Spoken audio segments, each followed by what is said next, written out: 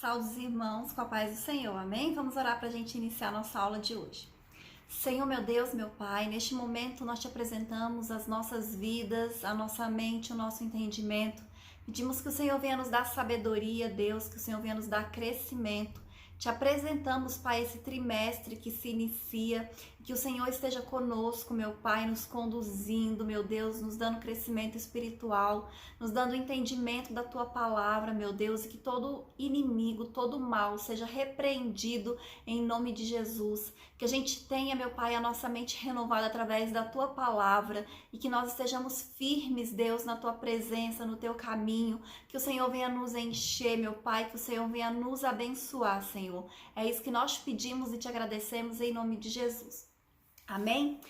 Hoje nós vamos iniciar a nova revista do trimestre e o título dela é Família Cheia de Graça. Esse trimestre, então, nós vamos falar sobre a família.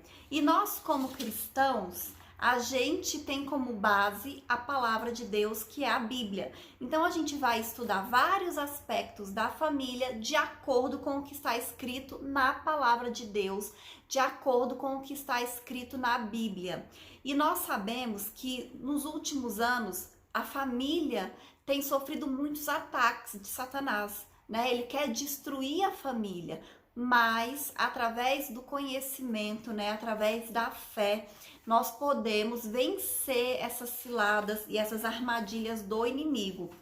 A primeira lição, né, que é a de hoje, nós vamos falar sobre casamento, lugar onde tudo começa. Nós vamos fazer a leitura bíblica que está em Gênesis capítulo 2, versículo 18 ao 24, que diz assim: E disse o Senhor Deus, não é bom que o homem esteja só. Far-lhe-ei uma adjutora que esteja como diante dele. Havendo, pois, o Senhor Deus formado na terra todo animal do campo, toda ave dos céus, os trouxe a Adão para este ver como lhes chamaria. E tudo o que Adão chamou a toda alma vivente, isso foi o seu nome. E Adão pôs os nomes a todo gado e às aves do céu e a todo animal do campo, mas para o homem não se achava adjutora que estivesse como diante dele. Então o Senhor Deus fez cair um sono pesado sobre Adão, e este adormeceu, e tomou uma das suas costelas e cerrou a carne em seu lugar. E da costela que o Senhor Deus tomou do homem, formou uma mulher, e trouxe-a a Adão. E disse Adão, esta é agora osso dos meus ossos e carne da minha carne. Esta será chamada varoa, porquanto do varão foi tomada. Portanto, deixará o varão seu pai e a sua mãe, e apegar-se-á a sua mulher, e serão ambos uma carne. Amém? Então, essa passagem que nós lemos não fala apenas da criação da mulher, mas fala também da formação da primeira família, né, que foi criada ali no Éden pelo próprio Deus.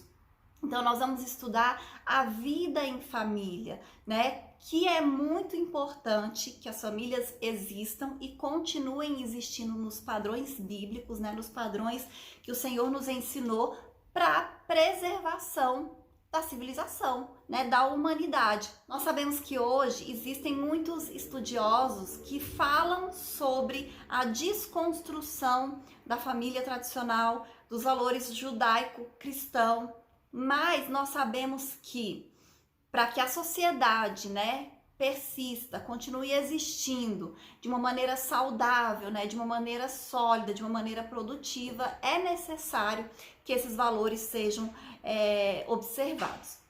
O primeiro tópico fala sobre os males da solidão e as respostas do Éden. Então, quando Deus criou todos os animais e todas as coisas, então ele criou Adão. Os 2 primeiros capítulos do livro de Gênesis fala sobre a criação do universo, dos animais e do homem. E é interessante que sempre que Deus criava algo, essa expressão apareceu 5 vezes, ele diz assim, viu Deus que era bom. Só que quando Deus criou o homem, ele diz que viu que era muito bom, ou seja, era a coroa da criação, né? Era algo melhor do que ele tinha feito até então. Quando a gente lê, a gente vai ver que o Senhor fala que Adão ele foi formado a partir do pó da terra. A palavra utilizada no original é Adam, por isso que é Adão. O verbo formar vem do hebraico, que é iazar, que significa iniciando a construção de um vaso de barro feito pelas mãos do oleiro. Então, quando a gente entende o significado no original, quando Deus diz que formou Adão, Deus diz que ele fez Adão do barro com as suas próprias mãos. Foi uma criação de Deus, foi um processo ali onde Deus colocou a sua mão, um trabalho artístico, né, de amor, de beleza, na criação do homem. E aí quando fala também feito alma vivente a partir do sopro divino. Essa é uma diferença muito importante que existe na criação dos outros animais e na criação do homem. Porque quando Deus criou os outros animais, não fala que ele soprou o sopro divino ali, o sopro de vida, o fôlego de vida nos animais.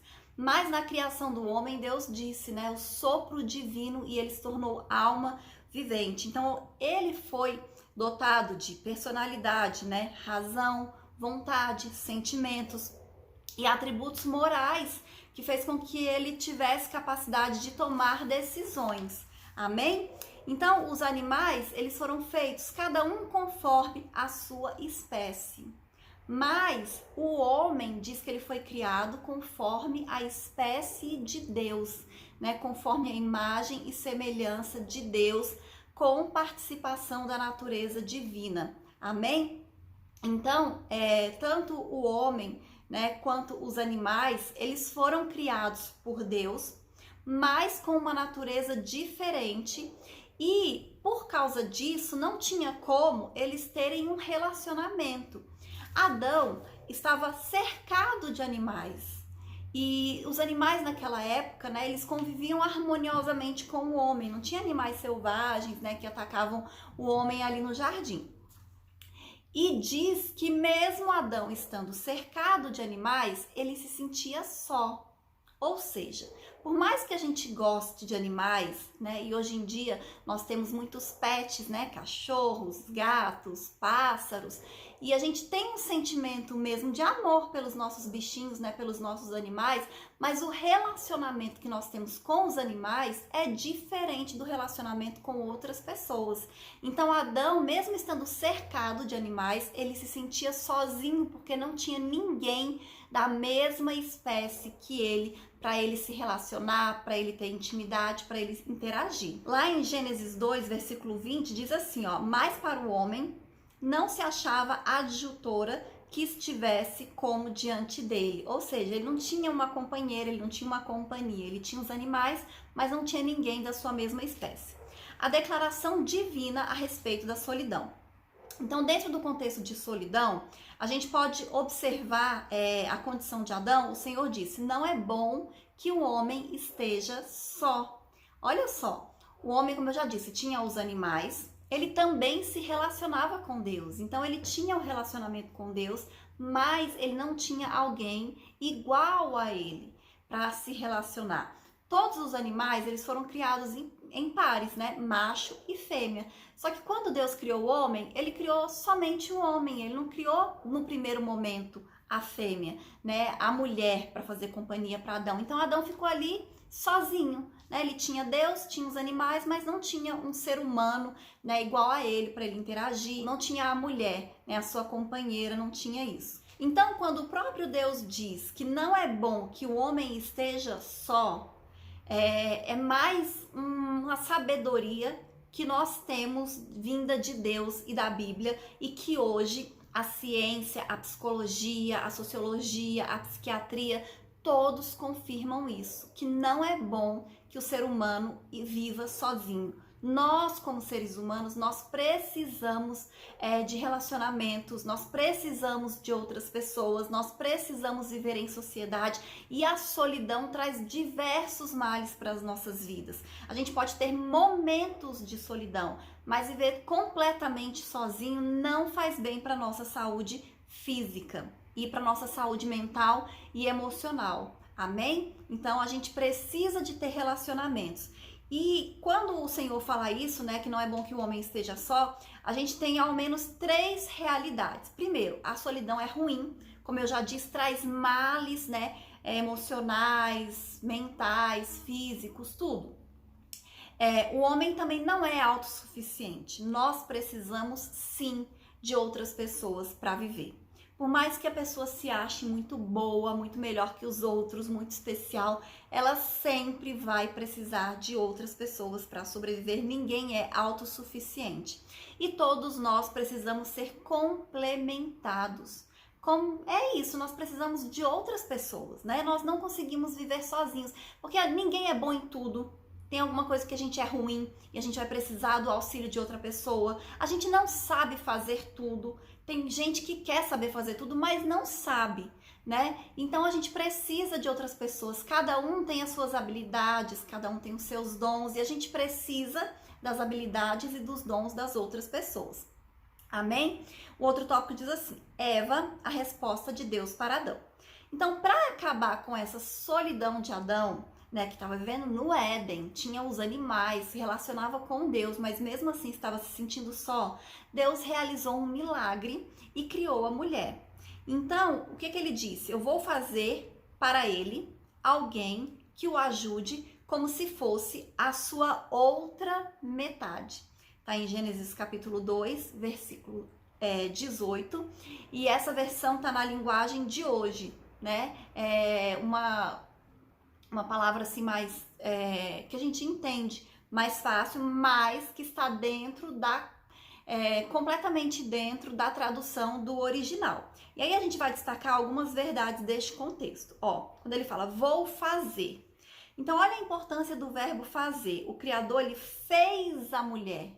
Não foi fruto do acaso, não foi o improviso, né? Foi uma criação planejada, né? Ele fez a mulher, então ele fez com que Adão caísse em sono pesado, e aí de Adão ele tirou uma de suas costelas, fechou aquele buraco com carne e formou a mulher. Então Deus planejou e executou milagrosamente a criação da mulher.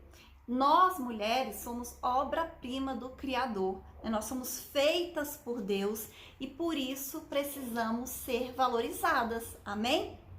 E foi feita para Ele. Então a expressão para Ele revela que o objetivo inicial de Deus na criação da mulher foi resolver o problema da solidão de Adão. Então o Senhor quis abençoar o homem, mas Ele abençoou o homem complementando ele. Ele criou a mulher, né, com atributos, com características, com qualidades que o homem não tinha. Amém? Então, um precisa do outro, né? O homem tem qualidades, tem atributos, tem características e a mulher tem outras. Então, tem coisas que é melhor que o homem faça, porque ele foi preparado para isso. E tem outras coisas que fica mais fácil e é melhor para a mulher, porque nós somos feitas e preparadas para isso. Amém? O outro, alguém que o ajude. Olha só a palavra que o Senhor usa. Alguém que o ajude. Então, a mulher, ela veio para ajudar. E hoje, nós não podemos nos deixar influenciar, nós precisamos ter muito cuidado com isso, com essa filosofia mundana que apregoa esse feminismo que traz um peso e uma carga muito grande sobre as mulheres. Eu acho que as mulheres, elas acabam se tornando feministas porque elas não entendem, né, de primeira assim, o peso que isso traz sobre a mulher. Imagina, a mulher já tem todas as responsabilidades que ela tem, todas as atribuições, né? A gente sabe que dentro da casa, quem vai estar mais próximo ali cuidando dos filhos é a mulher, cuidando da casa e tudo isso. Aí a mulher agora, por causa do feminismo, ela quer ser homem, porque ela quer fazer as mesmas coisas que o homem faz. Ela quer fazer todas as coisas só para dizer que ela é autossuficiente, que ela é independente. E a gente acabou de ver que ninguém vive sozinho, né? Que nós precisamos das outras pessoas. Então, assim, existem características do homem que faz com que alguns serviços fiquem mais fáceis para ele. E existem características da mulher que faz com que alguns serviços fiquem mais fáceis para ela.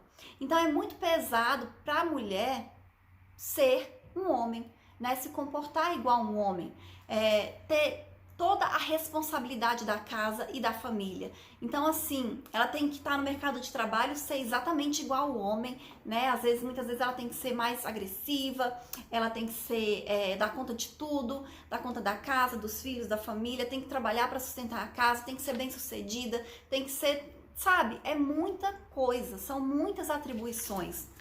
E assim, eu não sei como as mulheres defendem isso, né? Querem carregar o mesmo peso que o homem carrega, né? Querem ter a mesma força que um homem tem.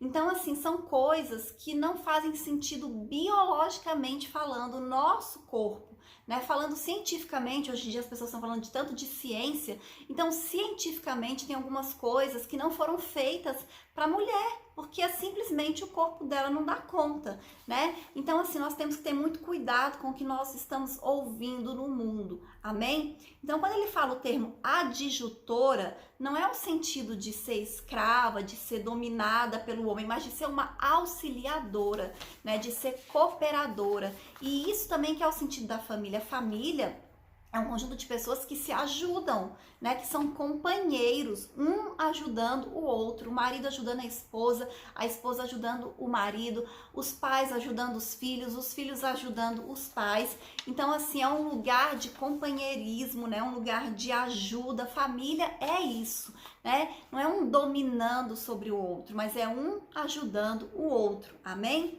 E aí o outro como se fosse a sua outra metade. Então, essa expressão, ela aponta para essa capacidade criativa e racional da mulher para auxiliar. Para auxiliar, é preciso que ela tenha competência intelectual, né? Que ela seja inteligente, que ela seja capaz. E a gente sabe que mulher, ela tem atributos que o homem não tem. A mulher, ela tem uma sensibilidade maior, ela tem mais empatia, ela consegue perceber, né, o que as pessoas estão sentindo, ela consegue ver aquilo que está implícito, ela é mais emocional, mas ao mesmo tempo também ela é mais delicada, ela é mais cuidadosa, ela é mais atenciosa, né, ela consegue ver detalhes que às vezes o homem não vê. Então, assim, Deus deu à mulher qualidades muito importantes e que são muito importantes dentro da família, dentro do relacionamento e dentro da sociedade. Amém? Então, assim, o valor da mulher dentro do casamento, dentro da casa, dentro da família é muito grande. E cada um tem o seu valor, né? Então, ela é como se fosse a outra metade do homem, porque ela complementa o homem. E aí, quando a gente fala também de biologia, o homem sozinho, ele não consegue se reproduzir. Por quê? Porque ele só tem a parte masculina, precisa da parte feminina. Então, para ter um filho, o que precisa? Precisa do espermatozoide do homem, mas precisa do óvulo da mulher. Dois homens, eles não conseguem ter um filho juntos. Precisa de ter a participação de uma mulher. Duas mulheres, elas não conseguem ter um filho juntas. Precisa de ter da participação de um homem. Amém? Então, quando Deus criou a mulher, biologicamente, fisiologicamente, ele criou a complementação do homem, amém? A formação da família mediante o casamento. Então, Deus fez a mulher para viver com o homem, né? Então, criou primeiro Adão, depois criou Eva para fazer companhia para o homem, e quando Deus criou Eva, teve origem a primeira família. Enquanto existia somente Adão, os animais e Deus, não era uma família. A partir do momento que Deus criou Eva e uniu ela a Adão, aí sim formou-se a primeira família ali, nós tivemos a primeira família. Definindo o termo casamento. Então, o que é casamento? É a união estabelecida entre duas pessoas com o aval legal firmado em contrato, é por isso que a gente casa no civil, é um contrato que nós fazemos, religioso ou social, que demanda, acima de tudo, uma relação profunda de intimidade entre um homem e uma mulher. Adão e Eva, o exemplo do primeiro casal. Então, formou-se uma mulher e trouxe a Adão. Gênesis 2, 22. O Senhor, ele nos traz a sua provisão e supre as nossas necessidades em todos os sentidos. Então, naquele momento, Adão tinha necessidade de uma companheira e foi isso que o Senhor fez. E Adão ficou maravilhado com a criação de Deus. E aí a gente vai ver algumas coisas que Adão falou, que está em Gênesis 2, o 23 e o 24. Então, o que ele disse primeiro? Esta agora é osso dos meus ossos e carne da minha carne. Então, quando ele fala isso, ele está dizendo que ele tem uma identificação tanto interna, né, de sentimentos e emoções e alma, quanto externa, né, uma anatomia favorável à união dos dois. Adão, ele recebeu uma companheira da mesma espécie que ele, podendo comunicar-se com ela em todos os sentidos. Por quê? Como eu disse, hoje em dia nós temos os nossos animaizinhos, né? Os nossos cachorrinhos, mas a gente comunica com eles, mas não é uma conversa. A gente pode até falar com o cachorro, ele pode até se expressar de alguma maneira, dando uma lambida, uma latida, passando a patinha, fazendo alguma coisa, mas não tem como a gente conversar com o cachorro, porque ele não vai conversar com a gente. Então, Adão tinha os animais ali, mas ele não podia conversar com aqueles animais. E com Eva, ele pôde conversar, né? Eles falavam a mesma língua, eles conseguiam se comunicar em todos os sentidos. E fisicamente também, o corpo deles, um complementava o corpo do outro. Amém? Então, Deus fez tudo de maneira perfeita. Essa será chamada varoa, porquanto do varão foi tomada. Ele disse isso. E há um trocadilho no hebraico que o Ishá é varoa, deriva de Ish, que é varão. Então, varoa significa tomada do homem. Então, é varoa, tomada do homem, e varão, que é homem. E, de fato, ambos um só corpo. E na prática, né, quando um ofende o outro, na verdade está ofendendo a si mesmo, porque a Bíblia fala isso, né? Quando nós nos casamos, nos tornamos um só corpo. E aí o que fala também? Deixará o varão o seu pai e a sua mãe e apegar-se-á à sua mulher. Então, após o casamento, o casal ele tem que assumir a sua responsabilidade de vida a dois, porque quando há o casamento, nasce uma nova família. Então, vai ter a sua responsabilidade familiar, a sua casa, né, os seus filhos, o marido vai cuidar da esposa, a esposa vai cuidar do marido. Então, vai ser um cuidando do outro. Amém? Então, é uma nova família que está nascendo. E é muito importante que essa nova família busque sempre a Deus, né, para que eles possam construir uma história em comum, firmada na rocha, né? Firmada nos princípios de Deus, e o Senhor com certeza vai guardar essa união e vai guardar esse casamento. O outro tópico diz assim: as características do primeiro casamento. É muito importante a gente entender, sobretudo nos dias atuais, os princípios bíblicos relacionados ao casamento. Como eu disse, nós somos cristãos, então nós escolhemos acreditar na Bíblia, nós escolhemos seguir o que está escrito na palavra de Deus. Então a gente tem que estar sempre renovando a nossa mente através da palavra do Senhor, porque no mundo, todos os dias, todos os momentos, a gente recebe muita informação errada, né, com relação a casamento, com relação à família, de uma maneira geral. Então a primeira coisa é o padrão da monogamia. Quando Deus criou essa companheira para Adão, ele criou quantas? Uma ou duas? Foi só uma, né? Deus criou Eva. Ou seja, esse é o princípio de Deus para o casamento, para a família. Que seja monogâmico, né? O marido vai ter uma esposa e a esposa vai ter um marido. É assim a vontade de Deus. A gente sabe que na Bíblia, muitos patriarcas, muitos homens, eles tiveram mais de uma mulher. Mas essa não é a vontade de Deus. Tanto é que todos eles tiveram consequências por causa disso. A gente vê esse exemplo com Davi, que teve problemas, Salomão, que teve muitos problemas, o próprio Abraão, né, com Sara e Agar, Eucana, Jacó. Então, todos que tiveram mais de uma esposa, vai ver a história, ele teve problema com as suas esposas, porque as mulheres se desentendiam e tinha ciúmes, e tinha contenda, e tinha muita complicação por causa disso. Por quê? Porque o padrão de Deus é a monogamia. E o padrão da heterossexualidade. Então, o primeiro casamento se deu entre pessoas de sexos diferentes, masculino e feminino, homem e mulher. Isso é o que permite, é o que possibilita a perpetuação da espécie. Como eu disse, casamento heterossexual é tão perfeito que um complementa o outro. O homem tem coisas que a mulher não tem e a mulher tem coisas que o homem não tem. Os órgãos reprodutores femininos são um e os órgãos reprodutores masculinos são outros. Então, assim, como eu falei, não tem como 2 homens terem um filho, não tem como 2 mulheres terem um filho. Se isso acontecer, eles precisam da ajuda de uma terceira pessoa e aí não vai ser filho dos 2, vai ser filho somente de um dos 2. Filho dos 2 de coração, mas biologicamente falando, vai ser filho somente de um dos 2. Então, Deus fez de maneira perfeita, né? Ele fez o homem complementando a mulher complementando o homem, fisiologicamente, biologicamente, né? A união sexual de homem com mulher dá certinho, né? Então, Deus fez tudo perfeito. Gente, entendam uma coisa. Deus não erra. Amém? Então, quando uma pessoa, ela diz que ela é um homem, mas o corpo dela é de homem, mas ela sente que é uma mulher, ela tá dizendo o quê? Deus errou. Deus me mandou no corpo errado.